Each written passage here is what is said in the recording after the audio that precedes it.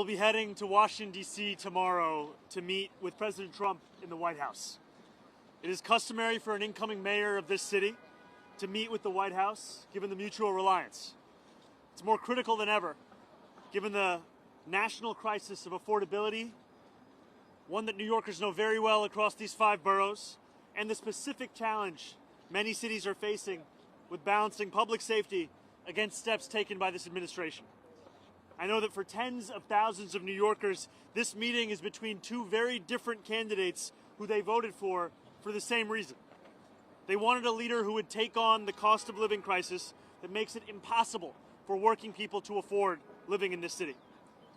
My team reached out to the White House to set up this meeting because I will work with anyone to make life more affordable for the more than 8.5 million people who call this city home. I have many disagreements with the president, and I believe that we should be relentless and pursue all avenues and all meetings that could make our city affordable for every single New Yorker. I intend to make it clear to President Trump that I will work with him on any agenda that benefits New Yorkers. If an agenda hurts New Yorkers, I will also be the first to say so. And where do you think you might have the most success with it? This is an opportunity to make the case for New Yorkers. And it's a case that reflects what New Yorkers are having to live through at this time. When we speak about an affordability crisis, we're speaking about 1 in 4 New Yorkers living in poverty, 1 in 5 struggling to afford $2.90 to ride the bus. New Yorkers for whom the daily acts of life are becoming increasingly harder to afford. And that's an opportunity I have to make the case to President Trump, to the White House, as to what it means to have to suffer through this affordability crisis and what it means to make it even more difficult to do so. I'm not concerned about this meeting. I view this meeting as an opportunity for me to make my case. And I'll make that case to anyone, frankly, as we've been doing over the course of the campaign, and now as I will be the next mayor of this city. It behooves me to ensure that I leave no stone unturned in looking to make this city more affordable.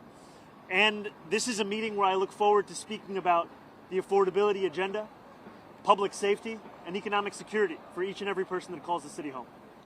You waited a new kind of SRG to respond to protests. What are the things you don't agree with? Right now, my plans are to meet with the president and make the case. As soon as I have any more information, I'll share it. Last year, after the president won his second term, I went to 2 of the neighborhoods that saw the largest swings towards Republicans.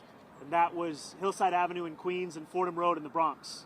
And when I asked those New Yorkers who they voted for and why, I met many who voted for President Trump, and they told me it was the affordability crisis. It was cost of living, cost of living, cost of living. And they said that they remembered being able to afford their rent, their childcare, their Con Ed, their public transit more 4 years ago than they could in that moment. And we ran a campaign focused on the same thing, cost of living. And what we found, actually, is that 1 in 10 New Yorkers who voted for Trump ended up voting for our campaign. And they did so because they're looking for leaders to actually deliver on the cost of living crisis. That's why everything comes back to making the case for an affordability agenda. I will meet with anyone. I will speak to everyone, so long as it could stand to benefit an economic agenda for New Yorkers. And that's where I will always make the case. How do you avoid being cocky in the Oval Office? Affordability was at the core of our campaign. And also, it was affordability based on a value of protecting each and every New Yorker. That means protecting them from price gouging in their lives. It also means protecting them from ICE agents and making it clear that I will look to be representing every single person who calls the city home. For more such videos, subscribe to the NewsX YouTube channel, hit the bell icon.